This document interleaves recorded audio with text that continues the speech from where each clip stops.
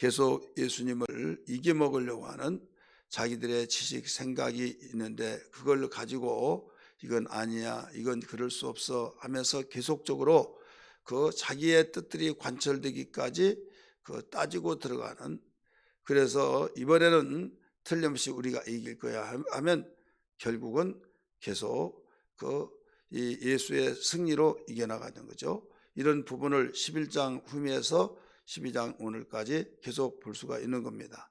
특별히 오늘 이 사두개인이라고 하는 종파가 있는데 우리 한국으로 보면 기독교의 이 교파들 있잖아요. 장로교, 또 침례교, 성결교, 감리교 막 이런 있듯이 거기에 이 바리새인들도 있고 또 열심당도 있고 헤롯당도 있고 더 나가서 사두개인들도 있고 이런 이 종파들이 있습니다. 여기는 이단들도 있고 이단이 아닌 데도 있고, 그런데 문제는 뭐냐면 이 각각 똑같은 하나님을 섬기는데 주장한 것이 다르다 이거죠. 신천지가 주장한 것이 다르고 기독교에서 전통교회에서 주장한 것이 다르죠. 왜 그런가 하면 똑같은 성경을 가지고 있다라고 말은 똑같은 하나님을 믿고 있다. 근데 다르죠. 그래서 자기들이 말이 옳다고 다 주장을 하잖아요. 주장하는데 자기들의 생각에 옳은 대로 주장하다가 보니까 상대방들은 다 잘못된 거죠. 그래서 이것이 하나가 되지 못하다 보니까 계속 종파가 늘어난 겁니다. 그렇다면 여기에서 당시에 예수님 당시에 바리새파가 있었고 또 사두개파가 있었어요. 사두개파는 세상의 모든 관직을 하고 오늘날로 말하면 엘리트에 속한 사람들이 섬겼어요. 지식인층 많은 사람이 이 대단하다, 예를 들어 사법권에 또 입법 국회의원들이, 정치인들이, 또 이 고급 공무원들이 많이 이 참가하고 거기에 따르는 사람들. 근데 바리새파가 또 있었는데 바리새파는 평민들입니다. 보편적으로 보면 평민이고 이 간헐적으로 대단한 사람도 있는데 그런 사람은 가뭄에 콩나듯이 드물죠. 그래 사회의 모든 사람들이 인지할 때는 사두개인들을 더 높이 인정해주고 또 나도 그런 그룹 속에 나도 속하여야겠다 해서 그리로 들어가는 사람들이 많습니다. 그런데 바리새인들은 내세도 있고 천사도 있고 부활도 있고 이걸 강조해요. 그런데 사두개인들은 내세가 없고 부활도 없고 그러니까 정반대로 나가는 거죠. 그럼에도 불구하고 숫자는 누가 더 많냐? 바로 이 사두개인들이 더 장악을 하고 있어요. 모든 숫자는 바리새인들이 많았지만은 이 영향력은 사두개인들이 더 많이 끼쳤다 이거죠. 왜? 방송에 나오더라도 누가 나오냐? 돈 있는 사람이 나오고 이름 있는 사람이 나오잖아요. 사회에서 인지력이 높이 있는 사람들이 나오듯이. 그러니까 이 사두개인들은 그만큼 모든 사회에서 이름이 명성이 떨친 가운데서 그들은 이 품위를 지킵니다. 옷도 오늘날 우리나라로 말하면 양반의 행세를 하면서 걸음걸이도 빨리 하지 않고 중들이 입는 옷이 있잖아요. 소매가 넓듯이 손에다가 동전을 넣고 사람들이 지나가면 뿌리고 그러면 돈 없는 사람이 야 하면서 막 돈을 주우면서 사두개인들이 최고다 최고다 우리를 이렇게 도와주고 막 그러니까 그게 신바람 나서 또 그런 일을 계속하고 그런다 이거죠. 근데 이제 그렇게 이 신앙생활에 굉장히 깊이 있는 그냥 윤리와 도덕적인 살짝 거의 다 비슷한데 약간만 다르다 그게 아니라 틀이 완전히 다르다 이거죠. 죽으면 끝이다. 이상 행복하게 살고 복받고 살다가 죽으면 끝이다 이거예요. 그런데 바리새인들은 부활이 있다. 부활이 있다는 거죠. 그렇기 때문에 내세도 있고, 그런데 사두개인들은 부활이 없다, 내세도 없다.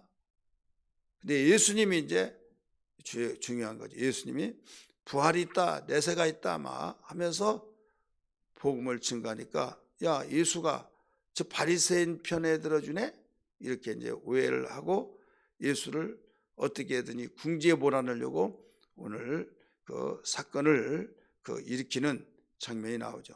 사두개인들이 와서 예수님께 물어본 거예요. 무엇을 물어보냐?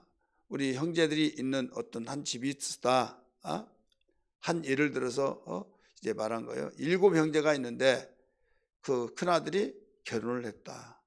결혼을 했는데 그 결혼해서 아이를 낳지 못하고 그 아들이 죽었다. 남편이 죽었다. 그래서 이 둘째 이제 이 아들이 형수하고 같이 결혼을 해서 또 아들을 낳지 못하고 또 죽었다. 셋째도 또 아들을 낳지 못하고 죽었다. 그래서 7채가 다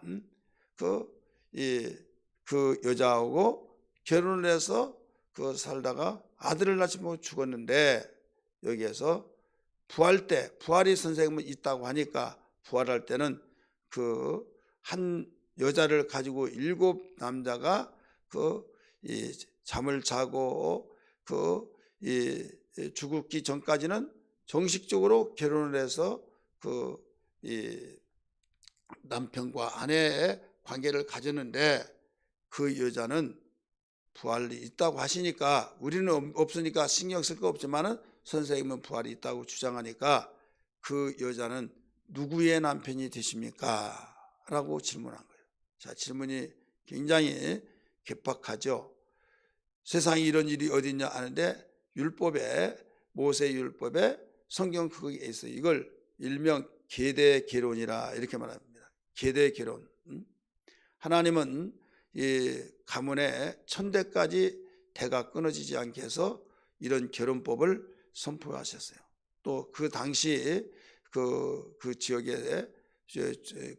지역의 모든 족속들이 그런 계대법이 계속 이루어지고 있었던 그 문화였습니다. 그런 것처럼 그 성경에서도 그런 계대법을 하나님께서 인정하는데, 여기에서 후손을 계속 이어주기 위하여, 여러분 룻기에 보면 그 사건이 나오잖아요. 그래서 성경적으로 모세의 율법에도 이걸 인정해 줬기 때문에 이 사두개인이 모세의 율법에 나오는 계대계론법에 대해서 말한 거죠. 왜 그런가 하면, 한 사람이 나면은 이제는 그 사람은 이제 남편의 아들이 된 거죠. 큰 아들의 남편, 그 사람의 아들이 되어지는 거예요. 후사가 없어서 형님의 아들을 낳아준다. 그래서 그 창세기에서도 유다의 사건이 나오잖아요. 유다의 아들들. 그래, 이런 사건들을 여러분 성경 읽으면 이해가 될 겁니다. 그래, 어쨌든 여기에서 사두개인들은 내세가 없다, 부활도 없다. 그런데 예수는 부활이 있다고 주장하고 바리새인들도 있다고 주장하니, 예수는 바리새인들 편에 서서 바리새인들은 유리하게 되고, 그러니까 점점점 많은 사람들은 예수를 따라다녀서 이적과 기사와 표적을 보고 예수의 가르침을 통해서 그 말이 맞다고 하면 우리가 위협을 당하고 있다. 사두개인들은 그렇게 생각해서 예수를 완전히 어떤 함정에 몰아넣기 위해서 이런 질문을 하는 겁니다. 이때 예수님은 말씀하셨어요. 어떻게 답변했느냐? 24절에 나오죠. 예수께서 이르시되 너희가 성경도 하나님의 능력도 알지 못함으로 오해함이 아니냐? 오해함이 아니냐? 이게 아니라 오해함이 아니냐? 하면서 책망하는, 그들이 그렇게 지식인이고 고상하고 그런 사람이 성경을 모르는 거 아니거든요. 성경은 이미 알고 있고 그렇게 읽고 있기 때문에 그 알고 있다는 사실을 인정하면서 책망하면서 말씀하신 것이죠. 너희가 성경도 하나님의 능력도 알지 못함으로 오해함이 아니냐. 여기서 안다고 한다면 너희들 질문하지 못했을 것이다. 알면서도 너희들이 그 진짜 아는 것이 아니기 때문에 질문하지 않느냐 이거죠. 머리에서는 아는데 가슴 속에서는 그 믿지 못하고, 그래서 이 계대 기름법을 그 성경적으로 따지고 들어온 겁니다. 그러면서 25절의 말씀 보면 사람이 죽은 자 가운데서 살아날 때는 장가도 아니가고 치집도 아니가고 하늘에는 천사들과 같으니라. 그 여자가 누구의 남편이 누구의 아내입니까? 7 남자를 다 거쳤으니 누구의 아내가 됩니까? 그걸 물어봤었잖아요. 성경도 하나님의 능력도 알지 못함으로 너희가 오해함이 아니냐 하면서 이 여자는 누구의 아내도 아니라 하나님의 나라는 시집 장가도 가지 않고 천사들과 같다. 그러니까 세상에서 그 모든 과정을 거친 것은 세상에서 끝나지 하나님의 나라까지 연계된 것이 아니다 이거예요. 그 여자가 누구의 아내가 됩니까? 여기에 대한 관한 해답입니다. 그렇기 때문에 시집도 가지 않고 장가도 가지 않으니까 그 나라에 가서는 누구의 남편, 아내 관계없이 그냥 이것으로서 끝이다 이겁니다. 그러면서 26절 죽은 자가 살아난다는 것을 말할진대 너희가 모세 책 중에 쭉 나오죠. 그러면서 하나님은 아브라함의 하나님이요 이삭의 하나님이요 또 야곱의 하나님이라는 말을 읽어보지 못했느냐. 하나님은 살아계시기 때문에 그분에 의해서 그분의 완전한 능력에 의해서 완전한 질서에 의해서 완전한 하나님의 그 윤리를 통해서 모든 그것이 너에게 문제가 될 것이 없이 완벽하게 그 나라에 가서는 다 이루어진다. 너희가 그렇게 신경 쓸 필요가 없다. 이런 말씀이에요. 그러면서 하나님의 능력도 하나님의 성경의 그 능력도 알지 못함으로 오해했다. 그래서 오늘 제목은 하나님을 오해하지 말라. 오해하면 비판합니다. 오해하면 자기의 생각에 이해가 되지 않는다고 해서 의심을 갖습니다. 오해하면 결국은 그 점점점 의심 속에서 그 틈을 이용해서 멀어지게 됩니다. 어떤 사람은 성경 읽다가 또 설교를 듣다가 나는 도무지 이해할 수가 없어. 나는 도무지 이해할 수가 없다고 하면서 그 이해를 아무리 이야기하더라도 자기의 주장을 그 세기를 받고 그 듣기 때문에 이해가 될 수 없다는 거죠. 예, 무지는 교만으로 나갑니다. 여러분, 우리는 믿음 자체가 무엇입니까? 예수님을 마음속에 구주로 영접해서 그분을 나의 주인으로 모시고 출발한 거잖아요. 주인이 이것이다 하면 예, 그렇군요. 종이 주인보다 많이 알아요? 당시의 주인은 완전한 지식을 모든 것을 경영할 수 있는 종을 부릴 수 있는 모든 경제를 관리하고 정말 많은 영역을 넓혀나가는 그런 가운데서 전체 포괄적인 것을 보는 눈이 있고 종은 그냥 시키면 시킨 대로 그 눈을 가지고 있어요. 좁은 눈이죠. 개미 눈이죠. 그런데 개미 눈을 가지고 새가 보는 것을 다 볼 수 있느냐? 개미 눈을 가지고 새가 보는 것을 보지 못했다고 해서 이해하지 못한다고 하면서 따지고 들 것이냐 이거죠. 하나님은 전능하시고 전지하신 분입니다. 영원하신 분입니다. 그분은 살아계신 분입니다.